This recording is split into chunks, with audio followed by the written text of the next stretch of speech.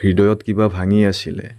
মই কাণত ইয়াৰফোন লগালোঁ আৰু গানটো পুনৰ ৰিপিট মোডত লগালোঁ।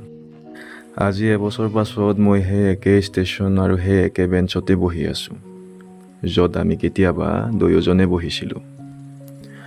আজি পুনৰ বৰষুণ দি আছে।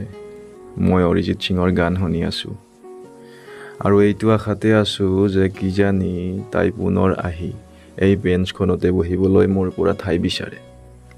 মই পুনৰ তাইক টাৱেলখন দিম আৰু কিজানি তাই মিচিকিয়াই মোক চাব।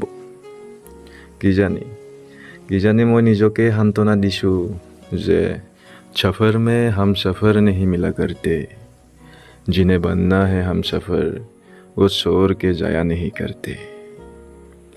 ধন্যবাদ। আজিৰ পডকাষ্টটো ইমানেই।